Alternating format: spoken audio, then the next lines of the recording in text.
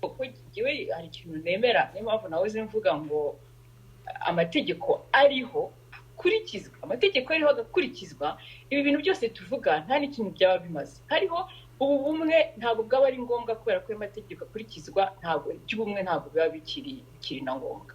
N'ikintu navuga nuko ubumwe giye ntabwo umuntu agomba gukunda, nta burenganzira ufite bwo gukunda umuntu ushobora kumwaka ubishatse, ntabwo ufite uburenganzira bwo kubana n'uwo ndashaka, giye mfite uburenganzira ufite n'uwo kubana n'uwo nshaka uwo ari we wese, ariko nta muntu ushobora kuza kumbuza ngo bana n'uyu vugana n'uyu kuko avuga iki, kunda uyu, ntabwo ari ngombwa ko nkunda umuhutu, ntabwo ari ngombwa ko nkunda umututsi. Amategeko nimba hari avuga ati nukora iki kibi ukagikorera umututsi uzahanwa, ninkora iki kibi nkagikorera umuhutu nzahanwa. Icyo nicyo cyangombwa baba bo hanze baba n'ab'imbere. Rero ubwiyunge rero mvuge nanone bwo hanze n'imbere. Hari ahantu Gustave yavuze ati n'abategetsi bagomba kwiyunga, ngiye nanjye ndavuga uko mbyumva nanjye ndabyemera. Impamvu mbyemera ni uko abanyarwanda abahutu n'abatutsi ntacyo dupfa, ndabisubiramo, abahutu n'abatutsi ntacyo dupfa. Muzajye mu giturage na mbere ya hose, mbere ya 90 donc 90 mbere y'intambara y'inkotanyi na mbere ya 94 abaturage mu giturage nta kintu bapfaga, no mu migi nta kintu bapfaga. Buri gihe imvururu zose haba uhere no kuri za Rucunshu 59 73 amacakubiri yaje mu banyarwanda azanywe n'ubutegetsi. Ubutegetsi nibwo bwa mbere bubizana. Abategetsi bireconciliye hagati yabo, abanyarwanda nta kintu na kimwe bakora. Turi na sosiyete dukurikira abategetsi cyane. Haje ubutegetsi budaca amacakubiri mu banyarwanda, abanyarwanda bakurikira, nta munyarwanda ujya mu macakubiri atabijyanye n'ubutegetsi. Donc niyo ubwo ndije mahazime kubyo warubashije, haba hanze haba no mu Rwanda hagati, ibyo bintu byose ubwo bumwe n'ubwiyunge impamvu budahari nuko hari abantu bakomeza kubihembera, hakaba hari n'ibibazo bitabaye résolu. Donc niho nahoze mvuga nti iki kibazo ntitwa tunakivuga ubu nyuma y'imyaka 26 nimba ibyo bibazo byose byararangiye, ibintu byose tubica hejuru. Bahoze bavuga ubumwe n'ubwiyunge hagati ngo abantu biciwe n'abishwe n'ababishe. Donc kugiye nangerekane niho urugero nko muri scape wa jenoside yakorewe abatutsi, ntabwo wanyiciye ababyeyi banjye ntabwo muzi, ariko n'ubu mumenye sinzi ko nakwifuza kuba ko tugira ubwiyunge. Hari icyo nshobora gukora, nshobora kumubabarira, ariko nabyo kumubabarira byasaba ko jyewe naba narakoze eshominoma ubwanjye igera kumubabarira. Ntabwo namubabarira kuko bambwiye kumubabarira, sinshaka no kumubabarira kuko babintegetse hanyuma nkomeze mutuke. Ndashaka nimba mubabarira, ndashaka kumubabarira mbikuye ku mutima, nabitekereje bimvuye ku mutima. Kandi nabyo bisaba ko kugira ngo ngere ahantu ho kumubabarira, bisaba ko twumvikanye tukaganira, akanza imbere akambikira ati byagenze gutya na gutya, ni ibintu birambabaje, umbabarire ko nabikoze. Urumva ni system processus hagati yanjye nawe, nta muntu turi hejuru tubwira ngo tubikore hagati yanjye nawe. Nshobora no kuvuga nti babanze bamuhare nk'uko nshobora bitewe na shominoma nakoze, nshobora kuvuga nti kumuhana nimushaka mu mureke n'ubundi ntibigarura umubyeyi wanjye. Ibyo byose byaturuka kuri jyewe, nta handi bituruka. Donc niyo mpamvu reconciliation n'ubumwe n'ubwiyunge ngira ngo hari ikintu on manque quelque chose kibura, kitagenda neza. Ariyo mpamvu nuko ibintu byose turabitwikira, ni ibintu individuel. Ikindi kandi nanavuga cyane nuko nubwo bumwe n'ubwiyunge abantu twese twese tuvuga ngo turashaka ubumwe n'ubwiyunge, ngo turashaka iki byose, ariko wareba mu buzima bwacu bwa buri munsi tuvugana n'abandi, turicara kuvuga ngo bari abatutsi ibi n'ibintu, undi akicara ngo bari abahutu ibi n'ibintu. Ibyo byose tukabivuga muri twagera hanze ku ma réseaux sociaux cyangwa mu kuganira ko bwa rwose turashaka ubumwe. Ibyo tujye tunabona no mu bapolitisiye benshi, turashaka ubumwe bw'abanyarwanda, bari andi bo babiteye. Alors que buri muntu wese yagiye yireba ku giti cye, akareba nimba icyo kintu ashakira sosiyete rwandaise ubwe nawe yaragikoze. Ikindi kandi hari umuntu wikorera shominoma ye personnel kugira ngo agere ahantu, noneho kwa ko abantu bashaka kugushyira muri groupe ifoke muri groupe yiniyo ukutida partenaire muri box noneho abantu bakaza kukubwira ngo kuki wowe watereranye bene wabo bene wanyu ngo yagize gute uri mugambanyi uri donc ibintu byose ngira ngo nicyo gihe wahoze umbaza uti ubumwe n'ubwiyunge bihuriye he n'ibyo mvuga na ziriya nduru zo ku marezo sosiyo ubwo bumwe n'ubwo bwiyunge bwarabaye nta muntu waza kukubwira ngo wowe kuki uvugisha abatutsi ntashobora kuza kumbaza icyo kibazo cyangwa kuki wowe uvugisha abahutu nimba umuntu azi kubimbaza uwo muntu najye kubeshya abandi kera twavuga ngo ajye kubeshya abahinde ntigera aza kumbwira na rimwe imbere yanjye ngo arashaka igihugu ngo kigendera ku mategeko ngo twageze kumwe n'ubwiyunge ariko ari kumbaza ngo kuki mvugisha abahutu cyangwa mvugisha abatutsi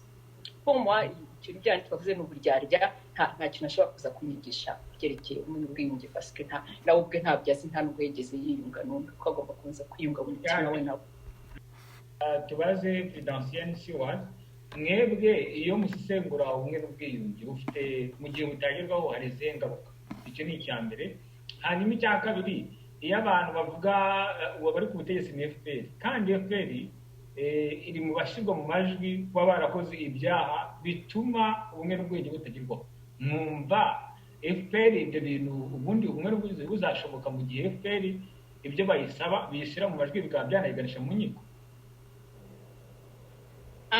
ndahera kubyo uvuga ko ngo ni izihe ngaruka zaba nta bumwe n'ubwiyunge bugezweho hazahoraho ingaruka nyine zo ko abantu bahora barebana nabi ko umuntu akomeza kwicwa n'agahinda atinya kuvuga ko we uko abe bapfuye utinya umuntu yikanga undi ati nimvuga aragenda avuga ibi ngibi hari ingaruka nyinshi abantu bazakuriramo na kanseri kuko iyo utaretse umuntu ngo avuge yimara agahinda arire ahora ari aho ngaho akababaro karamwishe hazaviramo kanseri hazaviramo uburwayi bukomeza bukica abantu kubera agahinda kabishe ikindi ni uko abana bacu ngewe ntabwo umwana wanjye azambaza ati ababyeyi banjye bagiye he cyangwa nyogokuru yapfuye ate niyo kubimubwira ngomba kumubwiza ukuri mu gihe azakura abona yuko hari umwe wemewe kurira bakajya nk'abacitse ku icumu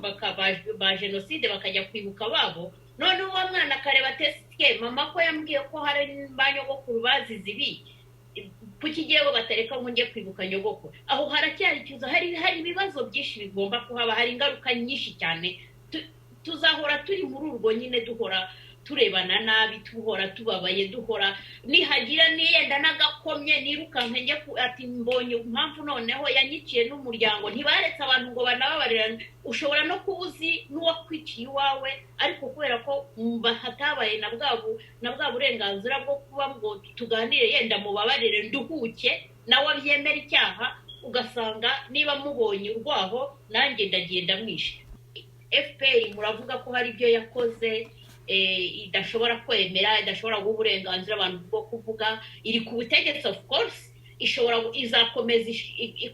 izakomeza yirukankana abantu ngo wewe ngo wavuze yuko twakwica ibiki n'ibiki ariko ntabwo bizarangira ntushobora kwica abantu ngo bamare ntushobora gukora ibyaha ku bantu ngo ubice ubamare baravuga uwabonye akantu ati sina FPR yonyine n'abari muri FPR hari ka iherutse kuba nabonye ko abantu bo muri FPR bagifite n'abatari mu butegetsi bagifite cya kintu cyo kumva ko ibyo bakoze bitagomba kuvugwa mu biceceke niba hari n'ibyo twavuze let's move on twebwe ibyo twakoze FPR yakoze ntabwo bigomba kuvugwa nta n'ubucamanza bugomba kuba nta n'ikibazo mureke move on hari nka case yabaye muri iyi minsi ishize aho umunyamakuru uriya bita bombori ninde ni Robert Mukunzi yahaye interview umuntu yanze kuvuga izina amwita Mukotanyi avuga ukuntu yabaye involved yabaye umusirikare avuga ukuntu bisha abantu i Kigali avuga uko bagongaga abantu abo bacaga imitwe abo bagize gute abo biciye muri Congo byararangiye icyo kiganiro kinyuzeho umuntu witwa Theogene Rutayomba n'undi witwa Kayumba ndenda mwibagiwe bagiye bafashe ikiganiro cyose batuka uwo mwana Robens, batuka ngo radiyo imboni ko batabona imboni batagombaga gushyiraho ibyo bintu. Niba reka ibintu bivugwe, niba bateretse ibintu bivugwe, niho abantu bazaba muri conflict. FPR rero aho kugira ngo icecekeshe abantu, nzi ko abanyarwanda twese dukunda amahoro, dushaka amahoro, yemeye ikavuga ati ibyabaye turabyemera, hari abantu tuvuyemo bahemukira abantu n'ibyaha bakoze, nubwo baharatunya ngo twarabahanye ngo twagize gutegereza abantu bishe abantu benshi ku musozi kandi bagifite na power yo gukurikirana n'abarokotse bashaka kubacecekesha, bashaka kubica ngo kuko bavuze ko bishe.